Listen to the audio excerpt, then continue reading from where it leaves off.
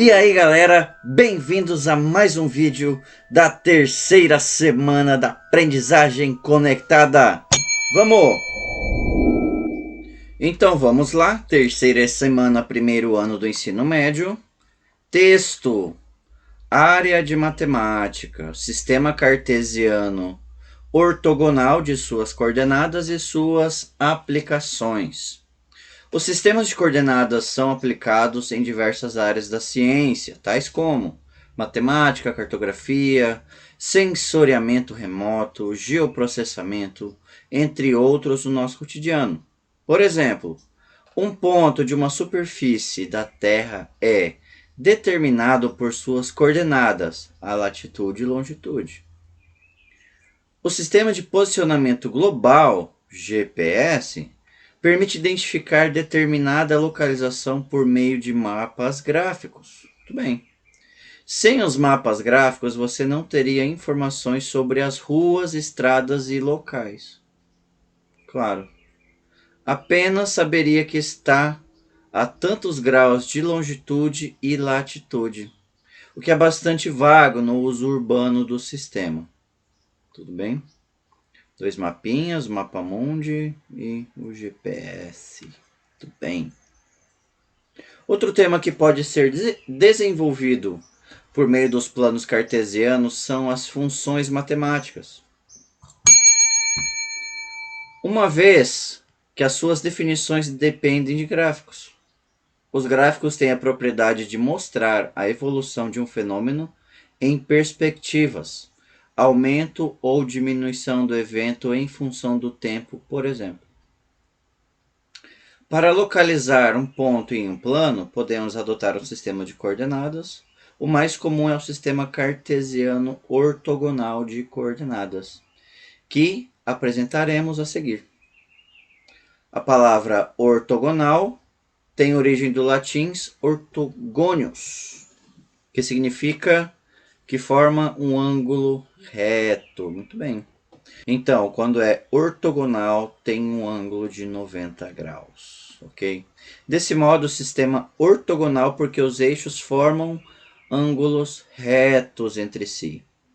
Ângulos retos ortogonais são ângulos de 90 graus, tá bom? Tudo bem? Por que ângulo de 90 graus é um ângulo reto? Porque ele descende de um retângulo. Um retângulo comum tem 4 ângulos de 90 graus, ok? Ângulo reto porque descende de um retângulo. Tem um quadrinho aqui. Apesar de outros matemáticos já terem utilizado o conceito de coordenadas cartesianas, é atribuído a René Descartes a sua formalização na obra La Géométrie, de 1637. Muito bem, por isso o sistema cartesiano, porque descende de René Descartes. Ok? O sistema cartesiano ortogonal de coordenadas é formado por eixos denominado eixo das abscissas, é o eixo X, ok? É o eixo horizontal. E o eixo das ordenadas, eixo Y, eixo vertical. Tudo bem? Esses eixos separam o plano cartesiano em 4 regiões, denominadas quadrantes, tá bom? No primeiro quadrante, os valores de x e y são positivos, que é essa área aqui. Ó. O primeiro quadrante é aqui, o segundo é aqui, o terceiro é aqui e o quarto é aqui. Por que ele começa, ele faz essa volta? Por quê? Pelo mesmo sistema de orientação dos ângulos. Tudo bem? Quando a gente faz uma medição de ângulo, a gente começa, o zero começa justamente nesse ponto aqui, onde está o cursor do mouse. Ó.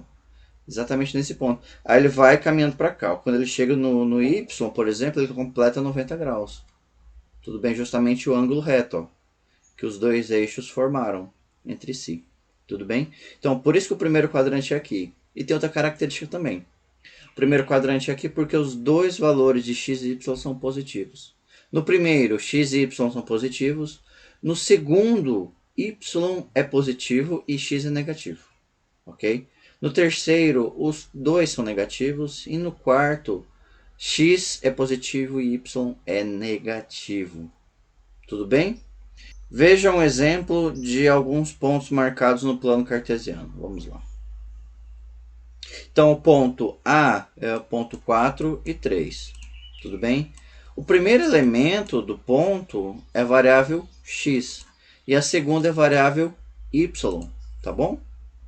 Podemos indicar por x, y o par ordenado formado pelos elementos x e y, onde x é o primeiro elemento e y é o segundo elemento. Muito bem. Tá bom? Então, ó, o ponto A, 4 e 3, ele está 4 unidades para x e 3 para y. Ok? Formalização do conceito de função. Vamos! Nas semanas anteriores, já trabalhamos a noção de função no cotidiano. Agora que você já conhece diversas de suas aplicações, precisamos formalizar o conceito de função. Isso é importante, é a linguagem matemática. Vamos considerar uma relação f de A em B, tá? Tal que qualquer elemento de A esteja associado através de F a um único elemento de B. Então temos dois conjuntos, A e B, tá bom? Todo elemento de A está ligado a B com única seta, um único direcionamento, ok? Essa propriedade caracteriza um tipo particular de relação, ao que damos o nome de função de A em B. Assim definimos: sejam A e B conjuntos não vazios, que tenha pelo menos um elemento.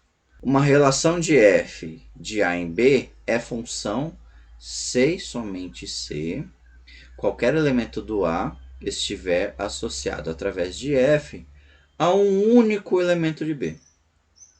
Tá bom? Considerando a função f e analisando a figura acima, podemos definir o seguinte: o domínio da função é o conjunto A. Domínio trata-se da origem, tá bom? Da relação de função. Logo, o domínio de f a gente pode escrever dessa forma: D de f é 1, 2 e 3, que é justamente o conjunto A. Tá bom? O conjunto B é o contradomínio, logo CD de f, contradomínio de f, que é justamente todo o conjunto B. Tá bom? 2, 3, 4 e 5. Os elementos de B que estão relacionados a elementos de A são chamados de imagem da função. Logo, a imagem de f é 2, 3 e 4, ou seja, esses elementos de B que recebem ligação de A são a imagem da função, ok? Domínio 1, 2 e 3, imagem 2, 3 e 4. Contradomínio da função 2, 3, 4 e 5. Tudo bem? O 5 não pertence ao conjunto imagem. Ele não tem relação com o conjunto A. Tudo bem? Vemos que essa relação é de fato uma função, já que cada valor de A nos dá apenas um valor de B. Cada número de A recebe apenas uma única ligação em B. Se cada elemento de A tem mais de uma, não é função. Tá? No entanto, não há fórmula imediatamente evidente para expressar essa relação. No exemplo 1, temos um número finito e pequeno de valores para as nossas variáveis. Assim, foi possível descrever a função usando um diagrama com flechas. Isso não seria possível se o domínio da variável fosse infinito ou muito grande. No caso, o A só tem 3 elementos. Por exemplo, se tivesse 100 elementos, não seria viável fazer esse diagrama de 100 flechas, por exemplo. Isso não seria possível se o domínio da variável fosse infinito ou muito grande, e dessa forma, não conseguiríamos escrever todos os valores em uma tabela ou diagrama, evidentemente. Se tivermos uma relação entre variáveis x e y, na qual algum valor de x seja elevado a mais de um valor de y, esta relação não é função. É justamente o que comentei anteriormente. Se tem um elemento de A, o elemento do primeiro conjunto, que está ligado a mais de um elemento do segundo conjunto, não é função, não descreve função. Tá bom? Por exemplo, olha só, exemplo 2, conjunto x, conjunto y. Note que o primeiro elemento está associado a dois valores de y. Isso aqui já não caracteriza uma função. Olha só, nessa relação no exemplo 2, o valor 1 da variável x está relacionado aos valores 3 e 4 da variável y. Logo, essa relação não é função. Então, olha só, nota importante. Nem toda relação é função. Muito bem. Exemplo 3.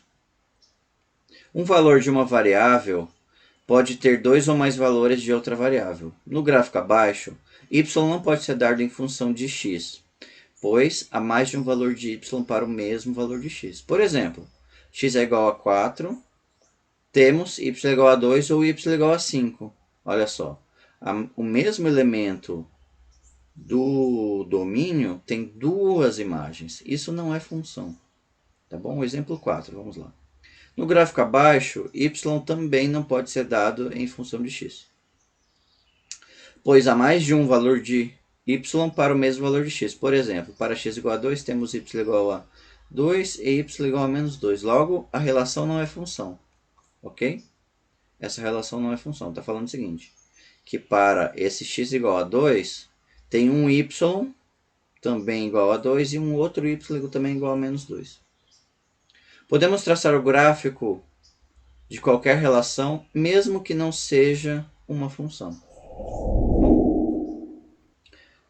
Conectando os conceitos para construir e interpretar gráficos de uma função afim.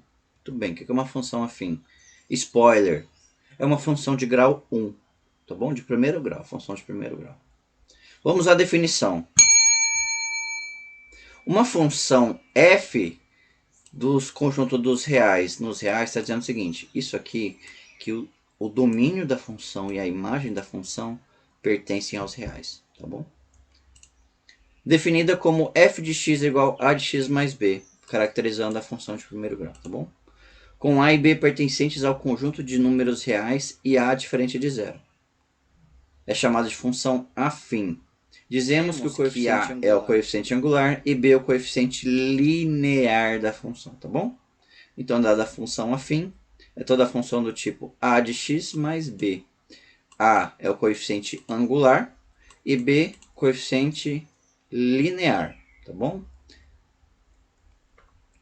Revisando, o conjunto dos números reais é representado pela letra maiúscula R, ok? E é formado pelos números naturais, inteiros, racionais e irracionais. Tudo bem? Vamos construir o gráfico de certa situação que resulta na seguinte lei de formação: y igual a x mais 2. Muito bem. Para esboçar o gráfico da função y igual a x mais 2, o primeiro construirmos uma tabela, atribuímos alguns valores a x e calculamos os correspondentes valores de y. Depois, representamos no plano cartesiano os pares ordenados x e y. Por exemplo, para x igual a menos 3 temos y igual a x mais 2. Substituindo x por menos 3, obtemos y igual a menos 3 mais 2. Menos 3 mais 2 igual a menos 1. Devo 3, tenho 2, estou devendo 1. Tá bom? Continue fazendo essa substituição para os valores menos 2, menos 1, 0, 1, 2 e 3. Depois confira os valores obtidos na tabela abaixo. Depois é só marcar os pontos no plano cartesiano. Veja o resultado. Muito bem. Então, olha só. X igual a menos 3 deu menos 1. Ou seja, essa função, vamos resolver este exemplo. Então, o exemplo deu alguns valores para x, menos 3, menos 2, menos 1, 0, 1, 2 e 3. E deu a função afim y igual a x mais 2. Muito bem. Então, o que nós vamos fazer? O primeiro exemplo, inclusive, do texto é y igual a menos 3 mais 2. Ok? Onde for x, vamos substituir por esses valores aqui, atribuídos a x. Tá bom? Porque numa função de primeiro grau, numa função afim, ou em qualquer outra função, na verdade, x é variável independente. X é dado e Y é calculado, tá bom? X pode ser escolhido também, tá bom? Você pode escolher os valores de X, mas o Y precisa ser calculado em função desse valor de X. Tudo bem? Então, olha só, aqui nós temos menos 3 mais 2 igual a menos 1.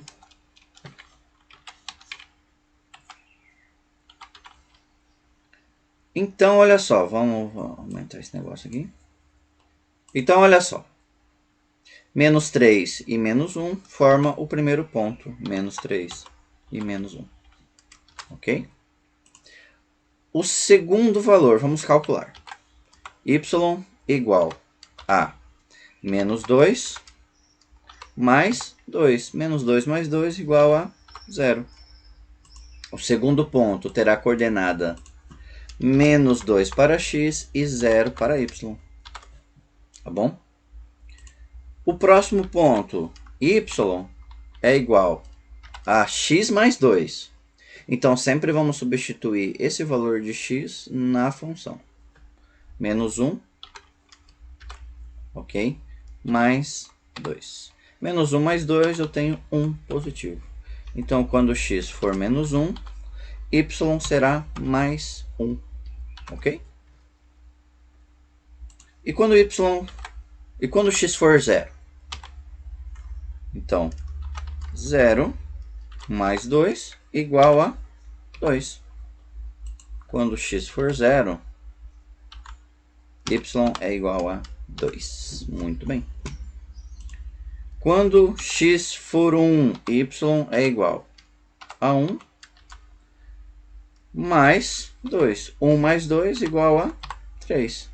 Então, quando x for 1, y será 3. X é dado e y é calculado. Tudo bem?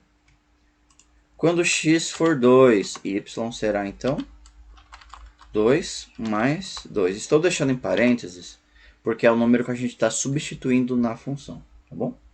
2 mais 2 igual a 4. 2 e 2 é o ponto de coordenadas 2 e 2. E quando x for 3, y é igual a 3 mais 2. 3 mais 2 igual a 5. Quando x for 3, y é igual a 5. Vamos abrir o gráfico e vamos botar esses pontinhos. Tá bom? Então, olha só.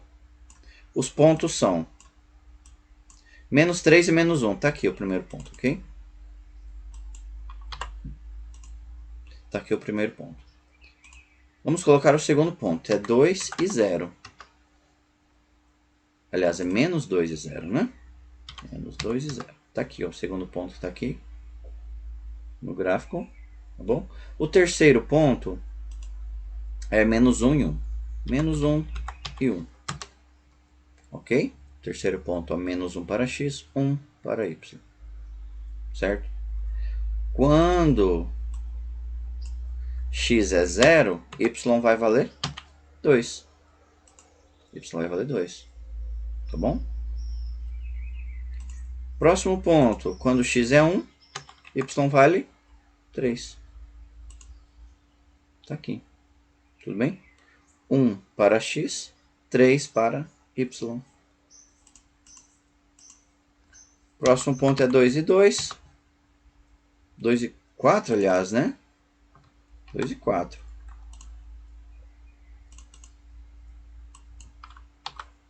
2 e 4. Muito bem.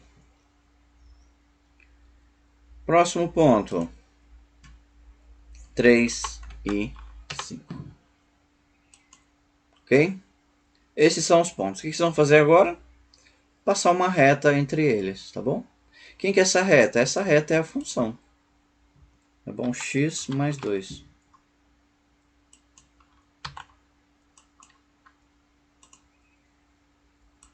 Passar uma retinha roxa aqui. Pronto. Passamos uma reta na função afim x mais 2. Muito bem. Analisando o gráfico, temos nessa função y igual a x mais 2, temos O coeficiente angular A é igual a 1, ok? Esse valor de A é o valor que acompanha x. Se não tem nada na frente, tem 1, tá bom? E o coeficiente linear B é igual a 2. O valor do coeficiente linear é onde a reta intercepta ou corta o eixo y, tá bom? Ou seja, esse B igual a 2 é onde justamente a função bate no eixo y, tá bom? Porque nesse ponto x é igual a 0, tá bom? Esse ponto justamente é o ponto 0 e 2. É onde toca o eixo. É onde toca no eixo y, tá bom? Essa função é crescente à medida que aumentamos o valor de x. Os valores correspondentes de y também aumentam. Ou seja, se a gente pegar essa mesma orientação da esquerda para a direita, os valores de x estão aumentando.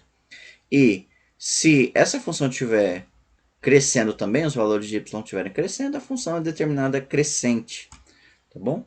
Ela vai ter justamente esse sentido de crescimento, ok?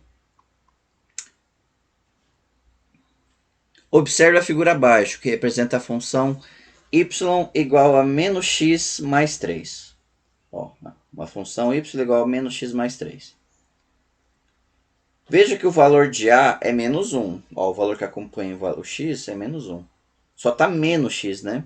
Se não tem número na frente, tem 1. Tá? Então é menos 1.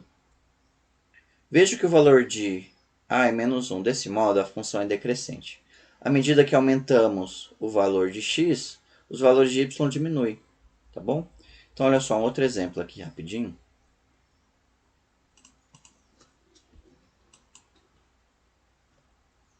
Menos x mais 3. Olha só, esse outro gráfico é decrescente, ok? Esse outro gráfico é decrescente. Quando A é negativo, A é menor que zero, a função é decrescente. A é positivo, a função cresce. A é negativo, a função decresce. Tá bom?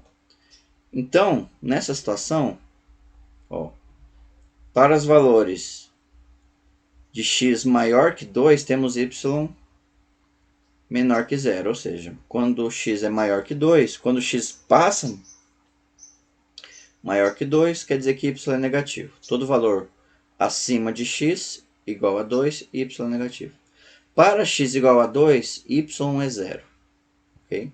Esse é um outro conceito que a gente vai estudar mais para frente, que é raiz de função. Tá? Para x menor que 2, temos y maior que zero. Ou seja, todos os valores desse ponto para a esquerda, y é positivo. Tá vendo? Cresce para o lado contrário. Então, dispositivo prático. Ó. Nesse ponto 2 para x, esse lado que está acima do gráfico é positivo e esse que está abaixo é negativo. Desse lado aqui, a direita do 2 e a esquerda do 2 é positivo, ok? Então, olha só. A função f de x igual a de x mais b, coeficiente angular positivo, função é crescente. Quando esse a é negativo, a função é decrescente. Tá bom? Taxa de variação da função afim. A temperatura de certa região no intervalo de 0 a 6 horas de um dia de inverno é descrita por um meteorologista por meio de uma função afim y igual a 2x menos 4. Essa função descreve a temperatura y em graus Celsius em função do tempo x em hora. Ok? Qual é a taxa de variação da temperatura dessa região? Então, olha só, aqui ele deu uma função crescente, né? Uma função afim. Ele já deu a função que é 2x menos 4. Ok. Então, na hora 0, a temperatura é menos 4 graus Celsius. Na hora 1, a temperatura é menos 2. Na hora 2, a temperatura é 0. Na hora 3, a temperatura é 2. Na hora 4, a temperatura é 4. Na hora 5, a temperatura é 6. E na hora 6, a temperatura é 8. Muito bem. Analisando o gráfico, nós temos, quando x varia de 1 a 3, a variação correspondente de y é de menos 2 a 2. Logo, a razão de variação de y e a variação dos valores correspondentes de x é, olha só, ΔY sobre ΔX. ΔY é a variação do eixo Y. ΔX é a variação do eixo X. Então vai de 2 a 2 menos menos 2, 4. 3 menos 1, 2. 4 por 2, 2. O que aconteceu aqui? Variação de Y, ele está variando de menos 2 a 2. Então pega o final, 2, menos o inicial, menos 2. Então vai ficar 2 menos menos 2. Fazendo um jogo sinal, fica 2 mais 2, 4. Ou seja, de menos 2 a 2 variou 4 unidades. Tá bom? De menos 2 a 2, menos 2 para y até 2 variou 4 unidades. 1, 2, 3, 4 unidades. Quando y é menos 2, x é 1. Tá? E quando y é 2, x é 3. Então essa temperatura variou de 3 a menos 1. Essa temperatura variou de 3 a 1. De 3 a 1 são 2 unidades. Então 4 por 2 igual a 2. Isso significa que a temperatura variou 4 graus Celsius em 2 horas. O que equivale à variação de 2 graus Celsius por hora. Assim, a variação da temperatura é diretamente proporcional à variação de tempo. Observe que 2 é o coeficiente angular da função y igual a 2x menos 4. Logo, a taxa de variação de uma função afim é dada pelo coeficiente angular. Ou seja, se a taxa de variação é o coeficiente angular e o coeficiente angular é o valor de A, logo, na função y igual a 2x mais 4, esse valor de A é 2. A taxa de variação então vai ser 2, porque o crescimento vai ser de 2 em 2. Tá bom? Olha só. Olha esses resultados. Do menos 4 foi para o menos 2 foi para 0, 0 foi para 2, para 4, para 6, para 8. Está sempre somando 2 unidades. Essa é a taxa de variação. Tá bom? É justamente o valor de A na função. Tá bom? Muito simples. Desafios matemática. Vamos! A ferramenta computacional GeoGebra é um software simples e interativo, com vasta documentação, gratuito e em português. O site do fabricante disponibiliza as versões de execução direta via internet, tá o link, e ainda a versão de instalação. Tem o link também. Você também pode baixar pelo Play Store do seu celular. Diante da possibilidade de trabalhar o plano cartesiano com o uso de um recurso tecnológico, a professora Kátia solicitou aos seus estudantes que identificassem no plano cartesiano do GeoGebra os seguintes pontos: A, B, C, D, E, F e G. Normalmente os pontos são letras maiúsculas, tá? Então aqui tem um errinho de digitação, esse F tem que ser maiúsculo, tá bom? Eles marcaram o ponto A, 3 e 2. Analise a figura abaixo e verifique se os demais pontos que os estudantes marcaram estão corretos. Muito bem. Então nós vamos usar um software também gratuito, aqui pelo menos, tá? E que tem a mesma funcionalidade. Então, o ponto A, 3 e 2. 3 unidades para x, 2 para y. Esse ponto está ok. Então vamos colocar os outros pontos. Então, letra A. Todos os pontos marcados pelos estudantes no plano cartesiano estão corretos? Aparentemente estão, ok? Agora a letra B pede o seguinte: descreva as coordenadas de cada ponto que está marcado na figura acima. Então vocês vão fazer isso. O ponto A está... Qual que é a coordenada do ponto A? 3 para x e 2 para y, tá bom? Primeiro é x, depois é y. O ponto B está na coordenada 0 e 0. Ok? 0 para x, 0 para y. Tá bom? O C, ela está sobre o eixo y, tá bom? Está no ponto 0 para x e menos 3 para y. O ponto D está no eixo x. Então, para x é 4 e para y é 0. O ponto E, vamos lá. O E está aqui. Menos 3 para x e 3 para y. Primeiro é x, depois é y. Ok? Letra F, menos 5 para x e menos 1. E letra G, 5 e menos 2. Tá bom? Vocês vão preencher essas coordenadas aqui. Exercício 2. Quais dos gráficos abaixo representam funções? Em todos os casos, as variáveis representadas podem assumir todos os valores reais? Será? Perguntou em qual dos casos é função. Primeiro, olha só. Um exemplo bem simples. Letra A. Quando x é 1, ele assume dois valores para y. Então, não é função. Tá bom? A B, aparentemente, é função. Tá bom? Aparentemente é função. Tá? Em todos os casos, as variáveis representadas podem assumir todos os valores reais? Na letra A, não. Na letra B. Será que podem? X pode ser qualquer valor? Quando aparece um gráfico saltado assim, quer dizer que ele apresenta várias condições. Tá bom?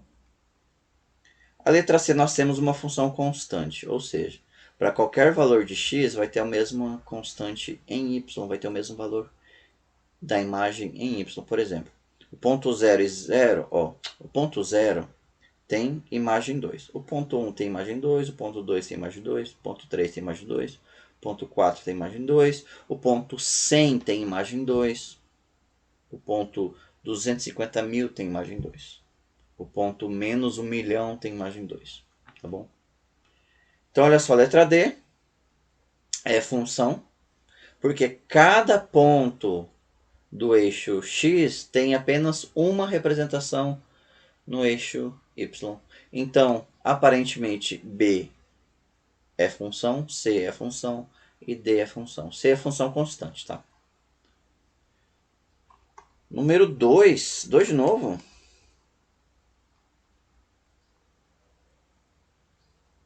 Questão 3, né? Aqui tá 2, mas é 3. A 2 a gente acabou de fazer. O valor cobrado por estacionamento é composto por duas partes. Uma fixa de R$ 3,50 e outra de R$ 2,25 por hora de permanência no estacionamento. Com base nessas informações, responda: quanto paga ao todo um cliente de estacionamento que permanece estacionado por 2 horas? Muito bem. Primeiro a gente tem que descrever a lei de função. Então, olha só, o valor cobrado por estacionamento é composto por duas partes. Uma fixa. Então, quer dizer, ele chegou e estacionou, é R$ 3,50. Chegou e estacionou e permaneceu 1 hora, ele paga mais R$ 2,25 por hora. Ou seja, vamos ao rascunho. Então, olha só, se esse estacionamento cobra R$ 2,25 por hora, mais R$ 3,50 fixos, então essa é a nossa lei de formação, tá bom? Então, vamos lá ao exercício 2, que é 3. O 3 que é 2. Quanto paga ao todo um cliente desse estacionamento que permanece estacionado por 2 horas? Bom, se um cliente permanece por 2 horas, quer dizer que x é igual a 2 horas. Tá bom? 2 horas. Okay. Então, o preço a ser pago é y igual a 2,25 por hora vezes 2, que ele permaneceu 2 horas, mais os 3,50 de taxa. Tá bom? Então, y será 2,25 vezes 2, se eu não estou enganado, é 4,5, né? Vamos abrir a calculadora e conferir. 2,25 mais 2,25 é 4,50. Muito bem. 2,25 vezes 2 igual a 4,50, ok? Então, ele soma mais 3,50 de taxa, quer dizer que o custo dele será de R$ 8,00. R$ 8,00, ok? Muito bem. Escreva a lei de formação de uma função que relaciona o P de T a pagar por um tempo de T horas nesse estacionamento. Bom, já fizemos isso aqui, né? Chamamos, no caso, ele está falando para fazer isso aqui agora. O nosso P, o preço a ser pago de T em função de horas, é igual a 2,25T mais 3,50. Ok? Pode deixar assim. Sem Causa nenhuma, ok. C. Esboce um gráfico que represente a função cuja lei de formação você escreveu no item para todo t maior que zero, ok? Vamos lá. Então o gráfico ficará mais ou menos assim, ó. T tem que ser maior que zero, ok? Ou seja, ele não vai ter nenhum valor para a esquerda. Por quê? Está falando número de horas, tá bom? Então, onde for... Ele entrou no funcionamento que está pagando 3,50 já. Ficou 1 hora, ficou 2 horas, pagou R$8, que foi justamente o cálculo que a gente fez, ó. Tá vendo esse pontilhado? Representa a primeira hora, representa a segunda hora, tá bom? Então, esse é o nosso gráfico. Muito bem. Próximo exercício, complete a situação 2 e 3, conforme o exemplo da situação 1. Depois verifique nas 3 situações dadas se a variação de uma das grandezas é diretamente proporcional da variação de outra grandeza. Muito bem. Situação 1, compra de suco. Litros 2, 6 e 14. Preço 5, 15 e 35. É diretamente proporcional se esse consumo em litros for crescente, ao mesmo tempo que o preço dessas representações também são crescentes. Então, sim. Então, olha só. O que foi feito aqui? Foi feita a variação do eixo y em relação ao eixo x. 15 menos 5, o segundo menos o primeiro, sobre 6 menos 2. Tá bom? Ó, 15 menos 5 e 6 menos 2. 10 sobre 4, 5 sobre 2. Ok? Variação de y sobre x. Ó. Agora, o terceiro caso em comparação com o segundo. Ó. 35 por menos 15, 20.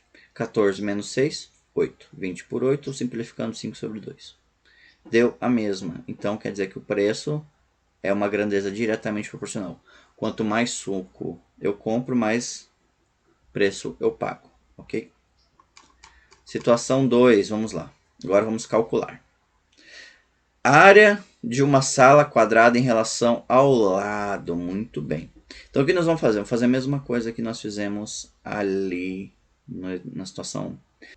Variação de y. Então, ó, 16 por 4. 16 menos 4, 12. 4 menos 2, 2. 12 por 2, 6. A primeira variação vai dar 6. Tá? Anota aí. Variação de y em relação a x. Ó, 25 menos 16, 9. 9 em cima. 5 sobre 4, 1. 9 por 1 é 9. Então aqui a primeira deu 6, a segunda deu 1. É uma grandeza diretamente proporcional? Não é. Tá bom? Porque não mantém a mesma taxa de variação. Ok? A primeira tem taxa de variação 6, a segunda tem 9. Porque olha só, se uma área de um quadrado de lado 2 é 4, quando esse 4 ao quadrado é 16, 5 ao quadrado é 25. E assim por diante. O crescimento não é linear, como nos casos anteriores. Ok? Situação 3. Volume de água despejada em um reservatório em função do tempo. Volume em minutos. Vamos pegar a calculadora aqui. Ó, volume em minutos. Primeira situação. Variação de y em relação à variação de x. 500 menos 300 é 200, né? E 75 menos 45 é 30. É isso? 75 menos 45? 30. 200 dividido por 30, 6,666667. Ok. Vamos verificar se a segunda situação também mantém a mesma proporção. Tá? É isso que está pedindo. 1.300, aliás. Menos 500, 800. Guarda esse número. 195 menos 75, 120. Então, 800 dividido por 120 é 6,666667. Então, sim, mantém a mesma proporção. Ok? Quais das 3 situações podem ser representadas por uma função afim? A primeira e a terceira. Ok? Seguindo, marque a alternativa. Então, olha só, exercício 4, até então, marque a alternativa correta. Analise o gráfico a seguir. Crescimento de voos domésticos no Brasil por ano em relação ao ano anterior, no período 2006 a 2011. Muito bem. Então, não implica dizer que decresceu, tá? Por exemplo, em 2006, o crescimento de 12,3% em relação a 2005, ano anterior. Em 2007, o crescimento foi de 11,9% em relação a 2006. Então, quer dizer, não é que decresceu, é que teve um crescimento menor em relação ao ano anterior. Mas cresceu 11,9%. Em 2008, cresceu 7,4%, 2009, 17,6%, 2010, 36% e 2011, 49%. Muito bem. Analisando os dados apresentados, conclui-se que o número de voos diminui em 2007 e 2008. Ele não diminui em 2007 e 2008. Ele só cresceu menos. Ele não diminui, nenhum ano diminuiu. Tá bom? Sofreu uma queda mais acentuada em 2008 do que em 2007. Não sofreu queda. Letra A, diminuiu 2007 e 2008. Teve um crescimento menor, não diminuiu. Letra B, sofreu uma queda mais acentuada em 2008 que em 2007. Não sofreu queda. Cresceu menos, é diferente. Teve aumento mais acentuado em 2009 do que 2010. Não, 2010 teve um crescimento maior do que 2009, comparando os dois resultados. É mais que o dobro em 2011, estimativa comparada a 2009. 2011 a 2009. É mais que o dobro, sim. Então, aparentemente, o D e E são possíveis soluções. Né? Eu colocaria letra E porque é mais claro, né? A questão do crescimento, vamos dizer assim, é bem mais que o dobro, inclusive, né? Bom, para mim há duas soluções para esse problema, né? Porque é mais que o dobro em 2010 comparado a 2009. Bom, se 17,6 vezes 2 não é... Se 36 não é mais que o dobro do que 35,2, olha só. 17,6 vezes 2, 35,2. 36% é mais que o dobro, então a letra D também está correta. Ok? Letra E. Letra D e E estão corretas, né? É mais que o dobro em 2011 comparado a 2009. Sim, é muito mais que o dobro. Olha só, de 2011 a 2009. É bem mais que o dobro. As duas afirmações estão corretas. D e E, na verdade. Tá? 4.2. Um botânico mede o crescimento de uma planta em centímetros todos os dias, ligando os pontos colocados por ele no gráfico, resulta a figura abaixo, ok?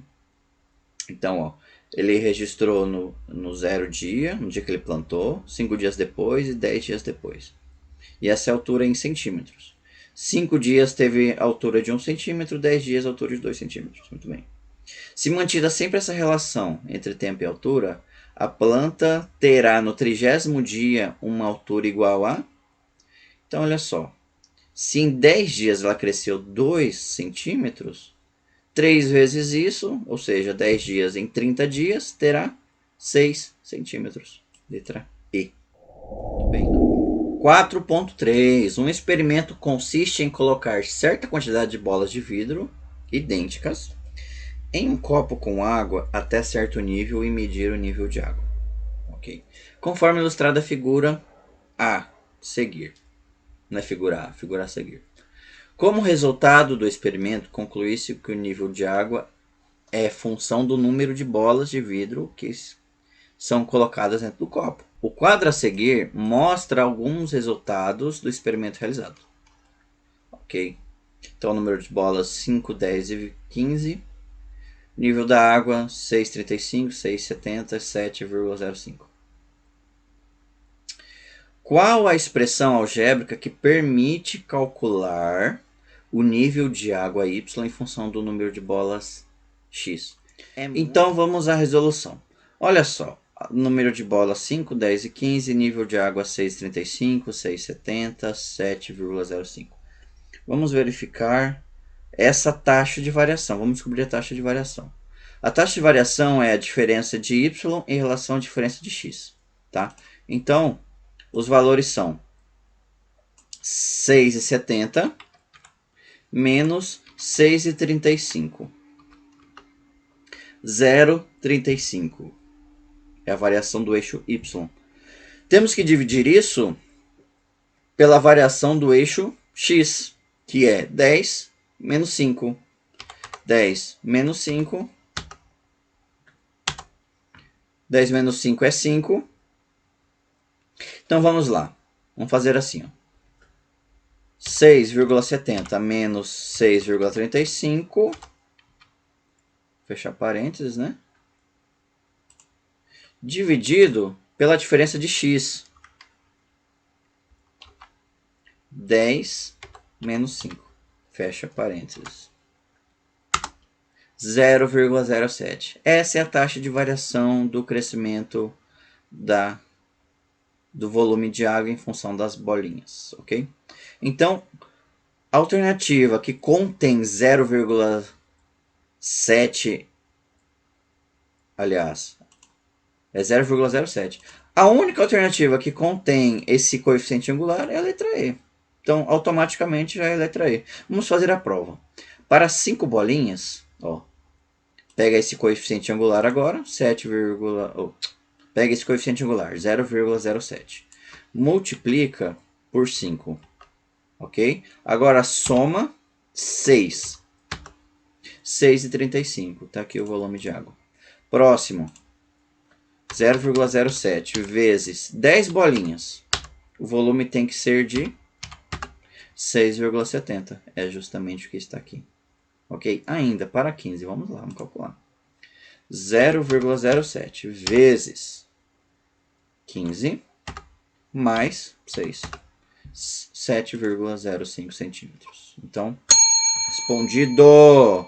Muito bem, terminamos. Até a próxima, pessoal. Obrigado por assistir esse vídeo. Não se esqueçam de se inscrever no canal e ativar o sininho para as notificações. Valeu!